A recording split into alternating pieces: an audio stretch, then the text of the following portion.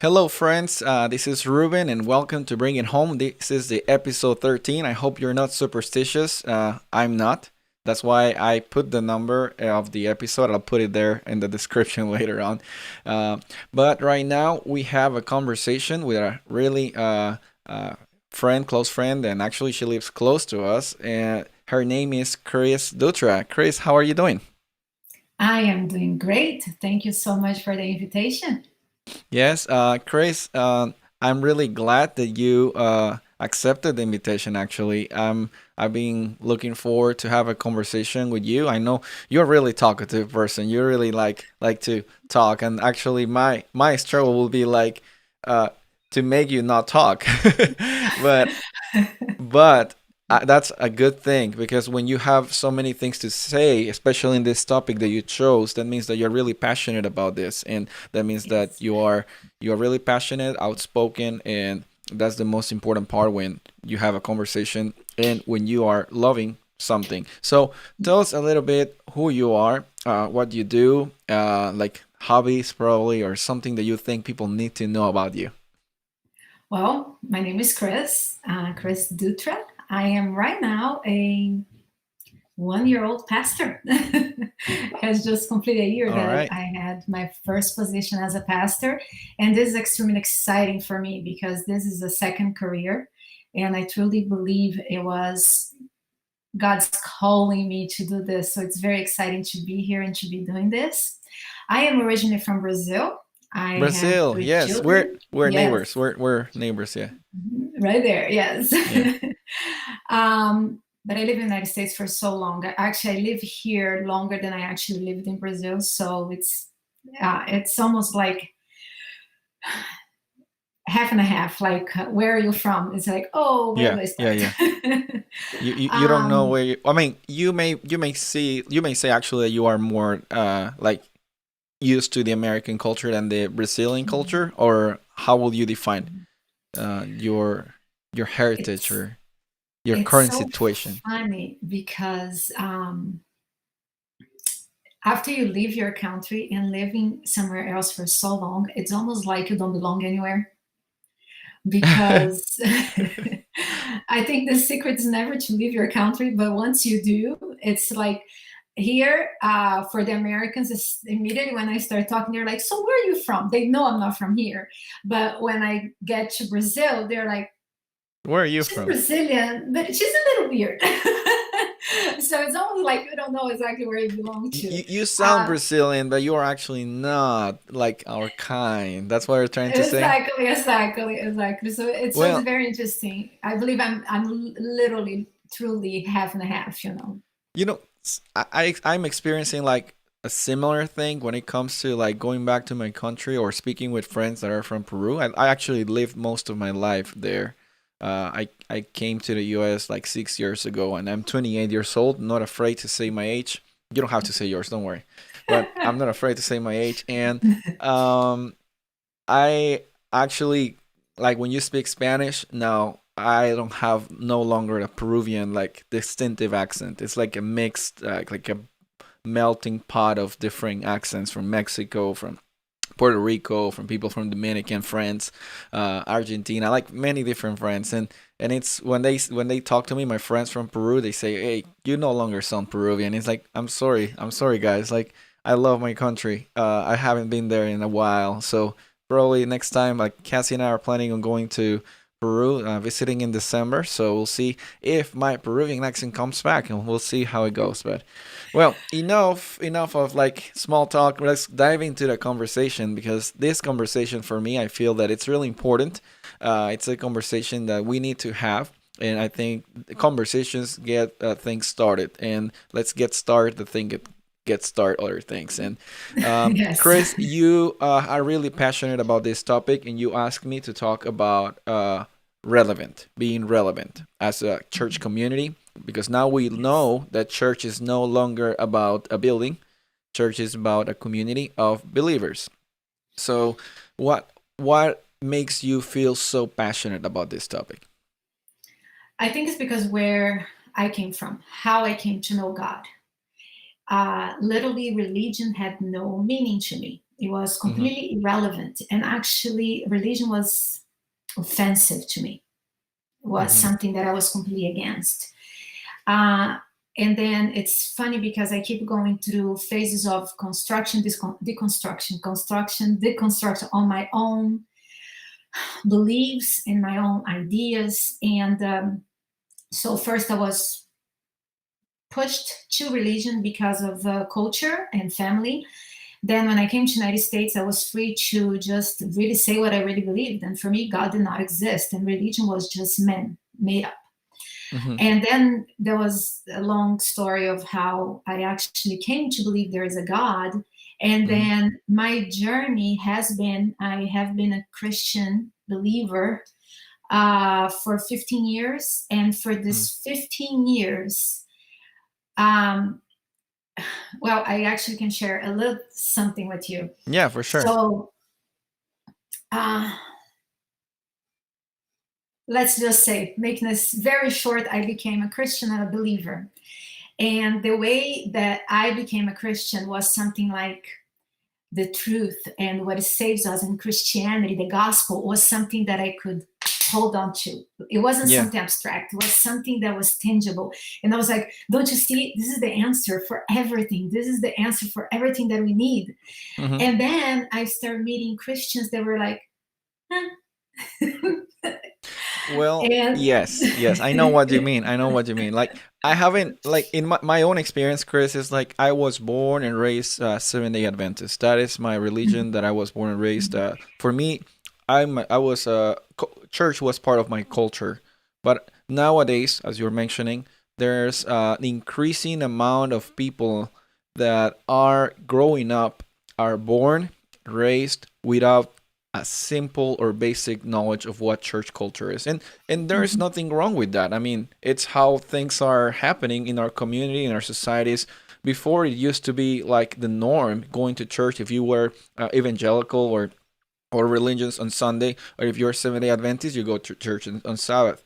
But nowadays, it has shifted to the point that there is a generation that is unchurched. That's what the term unchurched. They have no yes. much knowledge, and I appreciate you sharing your experience as quote unquote outsider coming in, Mhm. because that is something that I also see myself. I never left the church in the sense that I say, I don't like the church and I'm out. But I always had my internal battles and doubts, and I still have them. But uh, I really appreciate you bringing that perspective that I never had. My wife didn't have that either. So it's good to have those perspectives in order to show people, hey, it's not that you have to be born and raised in the church in order to have a real relationship with God. Now you're a pastor as well, so you're even leading people in order to have that relationship with God. You know? Yeah. Well, and pretty much what happened was, so I was so like, this is the answer for everything, and I was so excited about everything that I had learned, and I started seeing some people inside the church that didn't care so much. But what really made a difference was this young man that I met, and I completely lost contact with him. And I hope one day, who knows, maybe through Facebook or something like that, he finds me. But I went to rent a truck because we were moving, and we wanted to reserve this truck to be able to move on Sunday morning. And when they said the time that they opened and was kind of late, and the young man suggested, why don't you pick up Saturday evening? And I was like, what time do you guys close? And then he said, I don't know, whatever what time was, but what would be like before sundown. And I was talking to my husband. I think he overheard me saying sundown. And he was like, are you Seventh-day Adventist? I was like, as a matter of fact, I am. I was like, why are you? And he looked very serious at me, and he goes, I never forget him. His name is Olio. Olio, if you're hearing, find me. Anyways, so he looked at me and he goes, I was born and raised in this church, and I could just not wait to be 18 so I could leave the house and never have to step foot in this church ever again. Mm, Oh, that hurt it. That hurt yeah, me so much. yeah, Not me personally. I didn't take personally because I knew he yeah, wasn't trying to offend me. But it's like, How can you? I mean, this is so amazing. How can he? So pretty much after, oh, this young man, he had no idea what he got himself into it, because Yeah. I made friends with him. I got his phone number back then. It's been 15 years. I lost contact with him, but I brought him to my church, and I really wanted to show him another side. But what happened was, since that time, it became kind of like my passion, my number one job and focus is to understand why would people find this amazing truth that I had discovered and not care for it or reject. What was it that made people leave this church? Yeah, and you're going right into the like the core of the conversation because now we understand that Christianism or no matter your denomination, it's more than just Mhm, like a sum of all the beliefs. You know, it's not that, mhm, hey, I know all my doctrines, I know all the ways at church, I know the liturgy, I know that first is the hymn, and then I kneel and I pray, and then I sing the song, and then I listen to the sermon. Hey, church is not about that. It's never been about that. And I think that moments like this that we're living in this pandemic are actually helping us to shift out of our comfort zones and start absolutely. actually evaluating and try to understand like there's people that nowadays have been reached that they would not have been able to be reached if we were Absolutely. not pushed to do live streams or Mhm. pushed to do digital evangelism. So just things like this, like you're mentioning, why is it that? uh, my answer is like I didn't have a real relationship with God personally until I realized that it was not about what I know or what I do, but who He is, who what He has provided, and I made that my own truth. Because it's one of those things that you can like start pushing and motivating, but at the end, it's your choice. You know, like it's like there's ice cream, but if you don't eat it, like there's no point that the ice cream is there. You know, you need to enjoy it and taste it. That's how I can compare a relationship with God there. And and most people are used to the status quo, and that's something that you know maybe like a for a topic for a different generation Yes. conversation. Yeah, conversation. But yeah, okay. So going But it through, is a big part yeah, of it. yeah, it is a big part of it. Mhm, I think that we need to evaluate why we do what we do, why we do what we mhm, do, and we need to as well. I mean, I'm saying we need to a lot. Like, like it's not as easy. It's not as easy. I think it's a humility process. It's a you need to start with a humility uh, approach mhm. and not and be able to learn to forget some things that we have done over the years. Yes. So, what do you think makes a relationship with God relevant for other people nowadays? What do you think it's the most uh, like appealing thing that a Christian or a follower of Jesus has that should be more highlighted, not for works, but just something that we need to realize that will connect more with the current generation that is in church? First, you said the word generations. We need to understand the different generations. Mm-hmm. I think there's a big gap between the generations, and let me make it clear. I don't like when we criticize one generation over the other. Totally agree. Uh, yes, they do have different ways of relate and different ways of communicate. And let's talk about two leaders now, okay? Us as leaders, we need to get to know what it's meaningful to each generation, and then understand why something works for this generation but doesn't work for this generation. Something, for an example, and I'm learning this uh, through hard experiences, because not only it's about generation, but it's also about culture.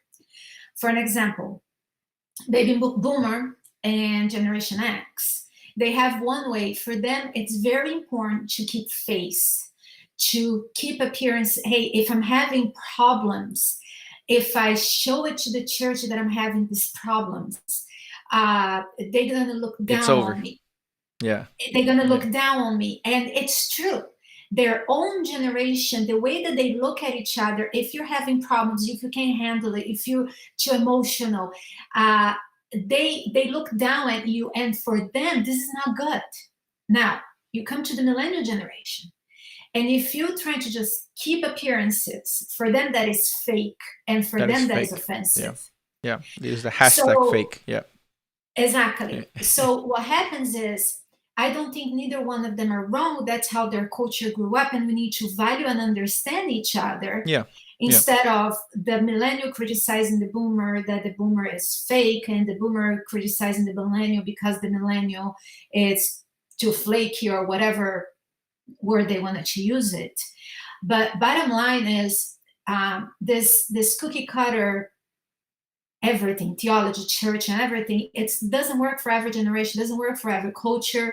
But even if we do want to have multi-generational churches, what we have to learn to do it's learn each other's culture, communicate, teach. As leaders, that's what we have to help them. Yeah. And go ahead. I'm a firm. I mean, I'm a firm like believer that there's no like there should not be like only churches for youth or young people, Mhm. churches for old people. I totally like resonate with what you're saying. I think we need it like old generations and in our church as a community in order to be alive and relevant. Because it's not only about saying like, hey, I'm just gonna be with people that think the same than me, that they like the same things that I do, and I'm not gonna hang out with other people. I don't feel that that's how heaven's gonna look like. I feel that we're called to like work it out, like work like try to engage with conversations and totally agree with you. Like you're now saying, if I understand you correctly, that the foundational aspect of being relevant is first getting to know the different ways that generations go about when their church experience with their church experience. The way that they express themselves and everything. And when you're talking about the multi generations here, made me think of Brazil. Uh, we are not so compartmentalized like US is. In the Oh yeah. US, um, we have in Brazil we have adults, like older people that hang out with really younger people, and younger people that have older friends. Here is almost like 7 years old only with 7 year old, 8 year old only with 8 year old, and everything here is so compartmentalized. And the thing is, we're not going to change overnight. So Mm-hmm. I don't think we're going to be able to come to the church and say, not only that, but then other things add on. They're compartmental here. We are compartmentalized by age, by culture, by generation, by races. So, and I wish that it wasn't like that, but that's not the reality. What we do now, we are not going to be able to go from here to here overnight.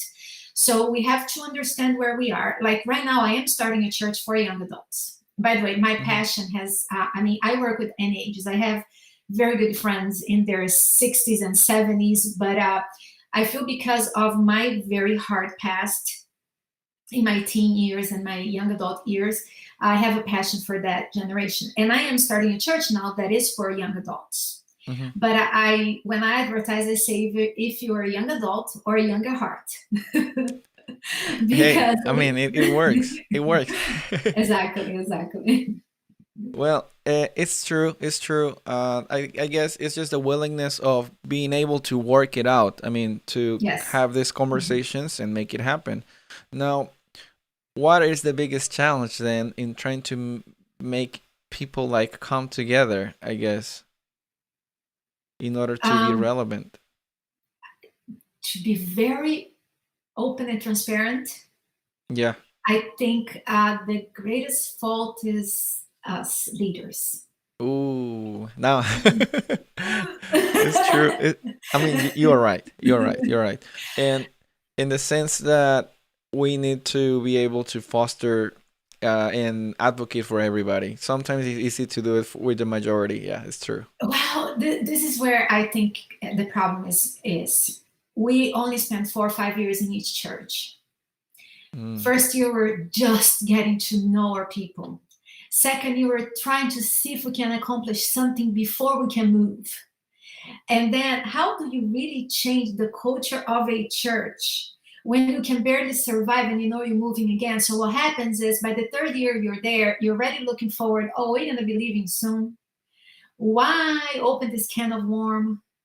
Let me just deal with what is more emergency, Yeah. because I know I'm not going to be able to change much. So if I understand you, like you're trying to say that this is a process that takes time. It's not like an A lot of overnight. time. And I mean, I guess Mhm. building a culture that is healthy for everybody and relevant for the community involves intentionality and also involves time. I guess as any other relationship, you don't get married like from one day to another. Not if you're sane, I guess.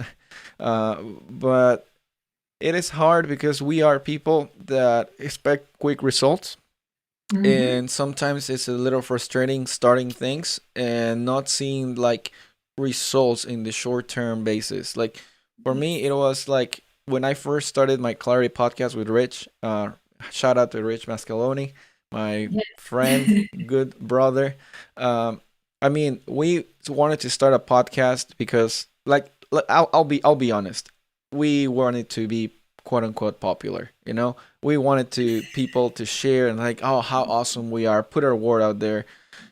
But then like after a few episodes we realized, hey, it's not about us, you know, like uh we wanted to see results, but we didn't see those results as we were expecting them. And that brought a lot of frustration. Like for me, Mhm. like, yeah, we don't have this many listeners, like people are not engaging with us. And I was feeling really discouraged, and until we actually had to sit down with him and say, hey, this is what's going in my heart. I think we didn't have the right motivation in order to start to do things. And he said, hey, it's funny because I was thinking the same thing. And we had this conversation, and then we came up to the conclusion, you know, we don't care who's listening. And no, it's not that we don't care about who's listening or not. We are not doing it for the That's not the likes. focus. Yeah, Mhm. we're not doing it for the likes. We're not doing it for the views. And from there on, it stopped becoming a burden because it originally started like as a hobby, but then it became a burden. But then slowly started to like become something that it's ours. And now we have some Mhm. people that are listening like week by week, every single episode. I don't know how they put up with us, but but you know us.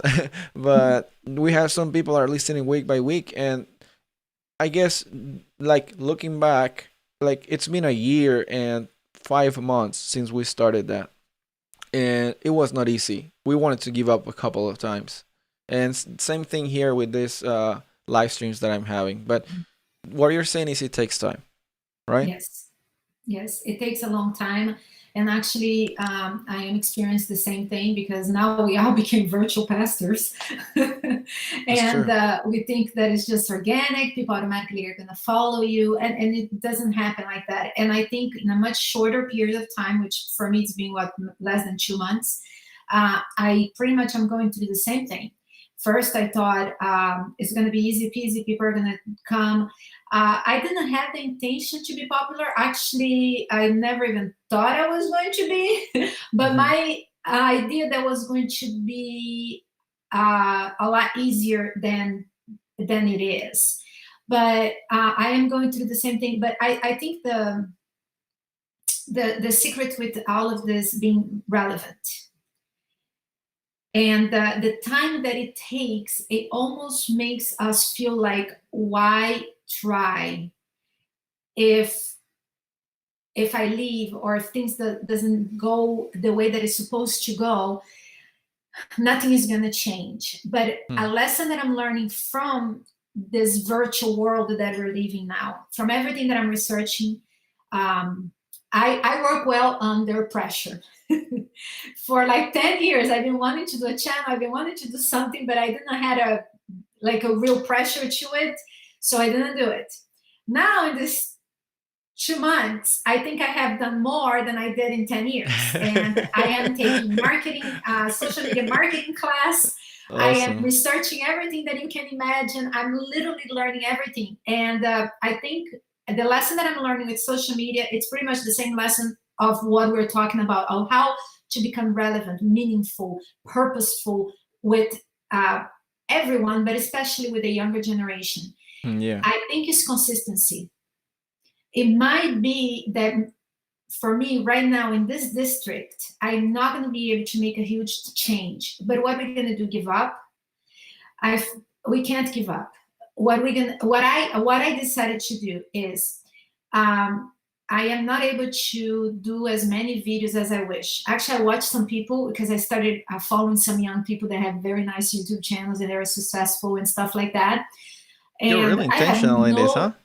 I'm sorry. You're going like all in, like studying those patterns and people Oh, you doing what have they're no doing and idea. what. When I get into something, I get in. Let Awesome. me tell you, I got my master guide.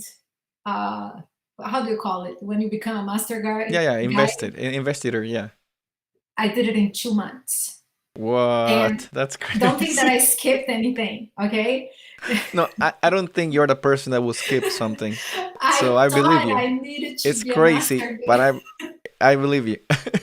I thought I needed to be a master guide to be a director of the Pathfinders, and they asked me to do it, and I was like in the summer I was like I have to do it because it starts in August. Anyways, it took me 2 months, That's but my crazy. point is I am By the following this way, young. if you don't know about Pathfinders and this curriculum that she's talking about, it's supposed to take 1 to 3 years to finish. So Yes, yeah. yes, I didn't do anything else. I didn't do anything else.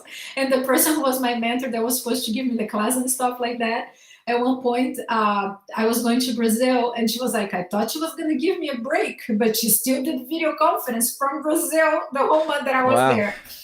That's But anyways, going back to the social media, what I realized from these young people that I'm following now, that they have successful YouTube channels, is not so much how many they put out, which they do put out a lot, and I have no idea how they do it, but the consistency. It didn't take 1 or 2 months. It took years for them to build what they have.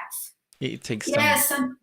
some people are very successful, some and do it a lot faster, but I'm seeing that it takes consistency. So what I'm looking at, for the church to become relevant to the younger generation, it's not going to be an overnight change, especially in our culture. I do believe that the new generation of pastors like you, Rich, Casey, and all of the The rest of our 14, the group, 14. the 14, we're going to become It's famous. a group that does not exist. Yes, It's a yes. secret group. It does not exist. The group exists, it's not secret. Well, okay. Now it's not. Well, what you're saying is true, like Chris. Like I feel that consistency is key, and sometimes most churches they have good intentions when it comes to be relevant with the community. They have good intentions, and I've heard this. I heard this so many times that they say we tried reaching out to the community once, and they were only interested in what we could give to them, and they wouldn't come to our church. So now there's many things we can dissect from there. The first thing is like, so you're doing things in order for people to come to your church. That's one. And Yes. the other one is like, so you're trying once and then you are saying that you tried. That's number Mhm. two. So those are the things that sometimes we are I listen to, like in many churches. I'm speaking about my district. I'm speaking about like in general. We tried catering to the youth, but they don't come. They don't attend. Like we try. What do you try? We try once to have like a Saturday night thing. Like I think a week, I think a year ago, yeah, we had an interview with Max Stockdale from Greensboro Triad, the church, the Adventist Fellowship, and he told us, me and Rich, that he started his church plant with a youth group, and there were just 2 or 3 people. Like no one will show up, and he'll have like snacks, and he'll be really intentional. He was an elder of the church, and he'll just keep working and working. It was not easy. It was just a work of perseverance. It was a work of consistency, and now we can see a beautiful church over there. He's the lay pastor and doing a Well, let wonderful me job. tell you, and talking about youth, the other mistake that we make is assuming that we know them and what they want. And until the youth come Mm, to us and say, you're giving us answers to questions that we didn't ask. Ooh, now you're getting spicy there. Like that's Now, I'm going to tell you, unfortunately, I don't have the book right here, but I okay. read a book about marketing. It's not a religious book at all. It's written for people that wants to market the generation, the Z, not millennium, Generation Z. And the book just opened my mind in a way because, first of all, we are getting very confused between Generation Z and millennials. Oh yeah, yeah. They are not even close. They're We're not totally close. I'm different. millennial, and I Yes, cannot understand Generation Z. That's how crazy it is. yes. And I think they didn't do a very good break between older millennials and younger millennials. Oh yeah. There's a gap. And there's a gap between the older and younger millennials. And then we have a huge difference with Generation Z. And things that we accuse Z, they are not the way that we say it. So, do you know how bad it is for the church when they catch us offending them with things that's not even them? Yeah, and trying to cater things that don't even appeal to them because Yes, we are so yes, behind. We're so mhm. behind that we're just trying to appeal to youth from the 90s. You know, that is Yes, no yes, longer yes. young. We're no longer young. We're old, and Yeah. I just saw a comment here from my wife that says, "Nice haircut." Shout out to my wife. She's watching right now in the kitchen. She. This is my third um, quarantine haircut, and It she did looks it. really nice. She did a Yeah, great yeah. job. She did a great job. I'm proud of her. Yeah, I I was just. looking at my hair here because the whites are showing up, but hey. We're talking about being authentic. You know, we're talking Yes, about being like not authentic. not showing like just the appearances, just like be real. Yes, yes, That's the whole very. thing. These things are very real right now. Well, By the way, I don't mind to say I have a son that is a year younger than you. I oh am, man, yes, I am 43 years old. My son Bruno, he's 27. He awesome. just turned 27 last Monday.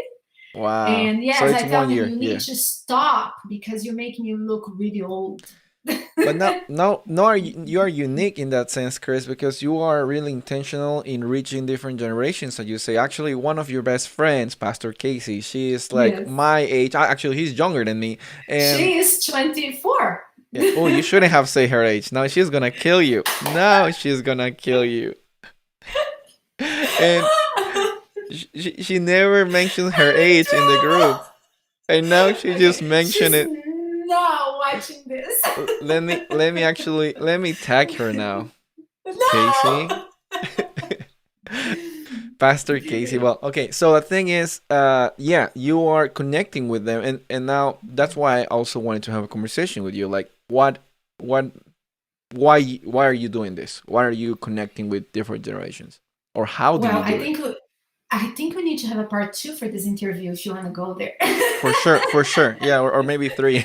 I don't know. Yes, Maybe we can have but a three like way conversation with Casey, and she'll like mad at yeah, she's you gonna strangle me. revealing her age. Yeah. But I can tell you that I was 26 years old when I found Christ, Okay. and where He took me from, what my life was back then, and the bottom of the barrel where I was.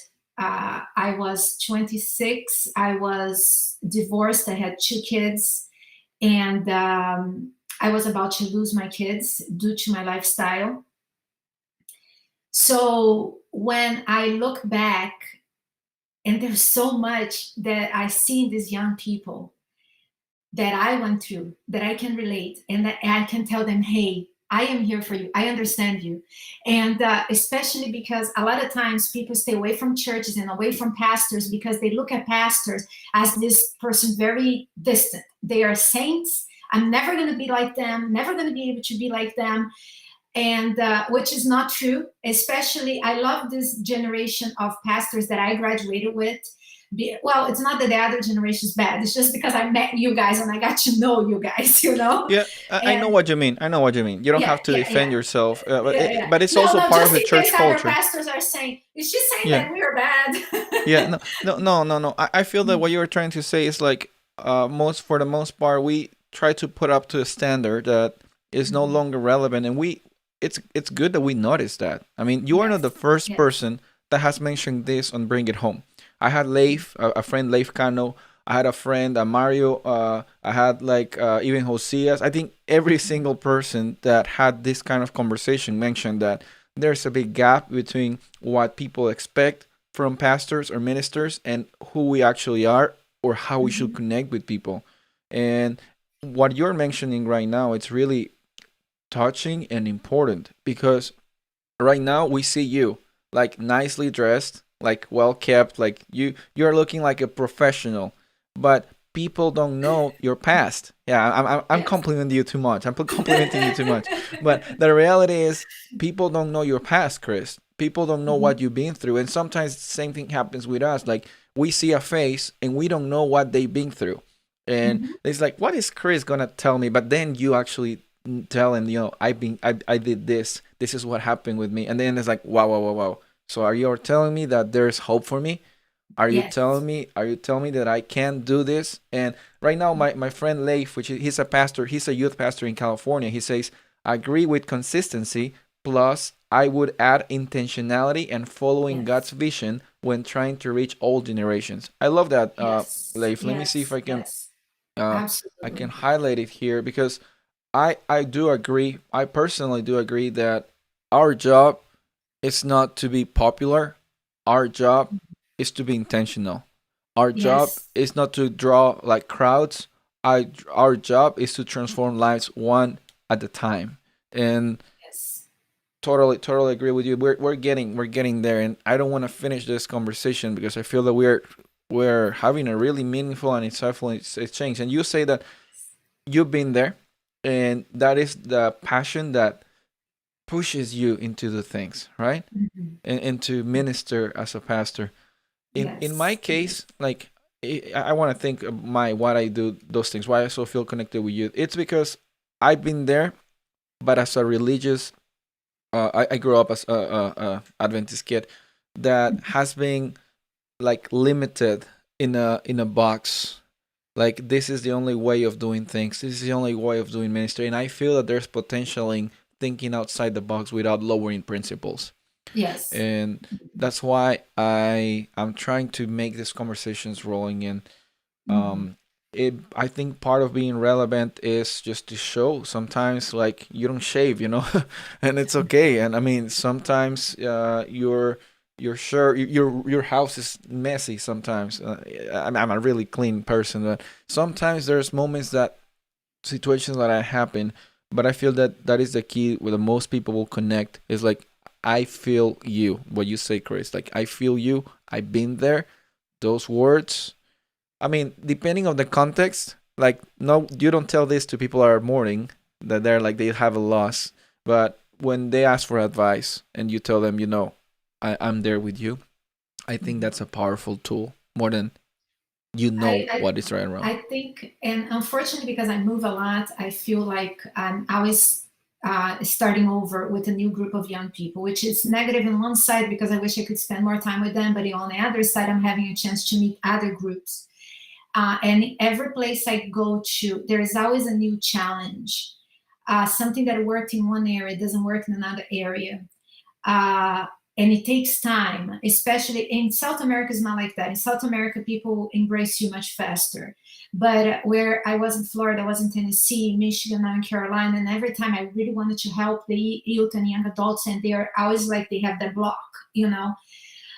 And some things will work in one place, but it will not work in another place. But there's one constant. There's one thing that always work. And when I try everything and I see that nothing is working, I stop.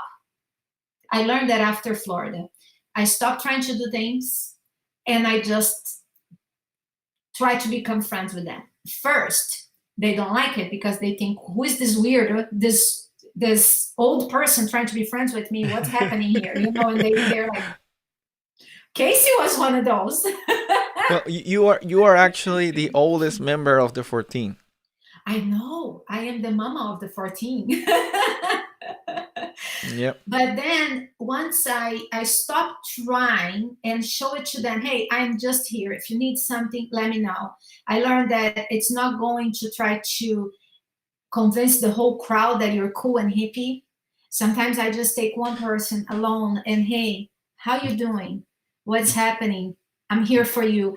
And that person sees that you really care, and that person shares with somebody else. So for me, for young people to start being really comfortable with me, it takes about a year to 2 years before they start opening it up. What you mentioned there also, I'm gonna take you back because that's so important too. Some people think that the formula is to look cool. Yeah. Or like, oh, people are gonna follow you because you look cool, you do the things that they do, and you play the same video games that they play, or you listen to the same music, or you watch the same Netflix shows, and like whatever, or you follow the same YouTubers or whatever. Like, it's not about that. I mean, it's about being relatable. I mean, you of course need to be aware of what's going on in their culture, but I think youth or different generations, they're not gonna connect with you because you have the same interest necessarily, but because you're interested in them. It's different. Yes. There's a big difference between having the same interest that can probably I mean, give you a conversation, but being interested in them is the most important part, more than having same interests. Yeah. There is so much more. I just don't know if you're about to finish already, but We have that point that you're 4 more minutes. Yeah, we need to start wrapping it up. Right. Yeah. yes, yes, yes, yes. So yeah, I was kind of gonna go with exactly what you were saying. It's sometimes because the lack of identity today, the lack of understanding who they are, they want somebody to help them. They want somebody to guide them. They don't need another person like them. They need somebody different, but they will only accept if they know that you care for them. So there's so much involved. And that's Uh, exactly, I'm sorry, that's exactly what Leif just posted right now in the comments. He says it's all about the relationship and then knowing you care for them. Just keep going. Exactly, exactly. Yeah, he puts in good words. Yeah. He's in the right track, right? He's in the right track. Yes, Yeah. yes, Yeah. yes, yes, he is. Yeah. It's the old saying, they don't care how much you know until they know how much you care. Ooh, I didn't know that one. Can you repeat that one? They don't care how much you know until they know how much you care. Wow. And, Wow. and my all of my American friends, if I'm getting that wrong, correct me because I don't think I live here for 27 years and I still get all of the quotations and all of that wrong. I'm not the best person, but I think it sounds good. I've only been here in this country for 6 years, so don't quote me, but I think it sounds good and it sounds really insightful. It's But not can you about. imagine I've been here for 27 years and I get all of them wrong? Casey, she laughs so hard when we are here, and because she's like, Chris, how do you do that? She said she's gonna make a whole list of the things that I say out backwards. Well, it's people need to put up with us, like we are coming from a Yes, different culture, but hey, we're here now, so what's yes, up? All yes, right, Chris, this has been a wonderful conversation. I want you yes, to like start like giving you your like last words. I always ask my friends or my guests to bring it home in the sense that try to summarize it or give like a conclusion like to this whole conversation in order for people to feel that yes, this has been like a really packed conversation. yeah. It's pretty much love. Show that you love. Be there. Be present. Sometimes it's not something that you're doing, but just be there with our people, get to know the generations, communicate, help them communicate, um, show Jesus, be Jesus to them until they have that relationship. And that is the challenge. That is a challenge because it sounds easy. Yes, It sounds easy, but until you start doing it or trying to do it, you're gonna realize that it takes more than just actions. It's a change that God is asking you to start from inside out. And And I That's where have I to will end it. say just this one last thing, because what you said triggered me here, is the difference between getting people to baptize and making disciples. It takes time. It's so much easier to just go and put somebody in a tank and get it out. And The not difference, even that, Chris. I mean, bouncing off like baptism is not even the end game. You know. no, no, I no, mean, no. it's just the start if you think about it.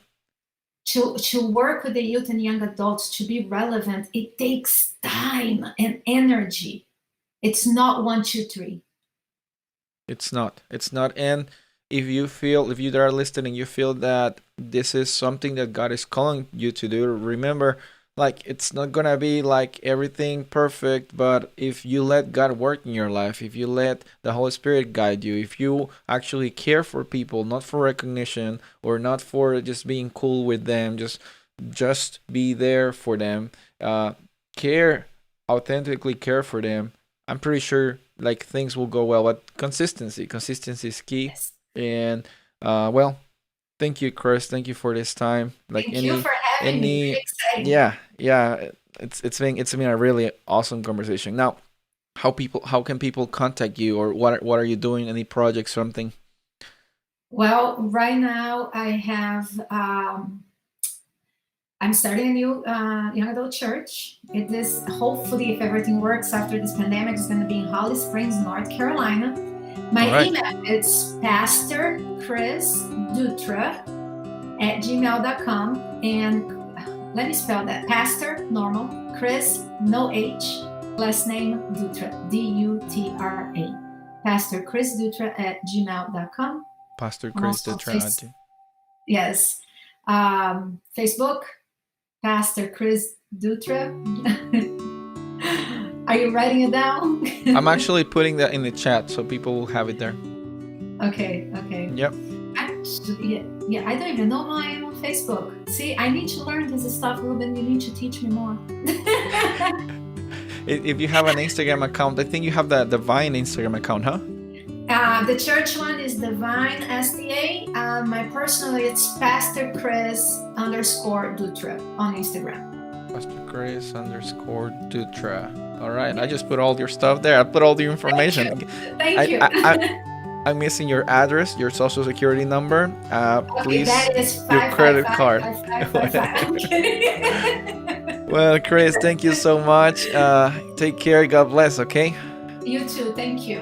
All right, and this has been Cris Dutra for our episode number 13 of Bring It Home. Friends, if you have been inspired by this conversation, share it. Share it on your social media. We are actually streaming on Facebook and YouTube, and this video will be ready for you to watch after we finish this live stream. So please share and like and give us your comments, observation, engagements. All those help. We take all of those. And thank you for giving us your time. And hopefully you're staying safe, staying well. This is Ruben, and I'm saying goodbye.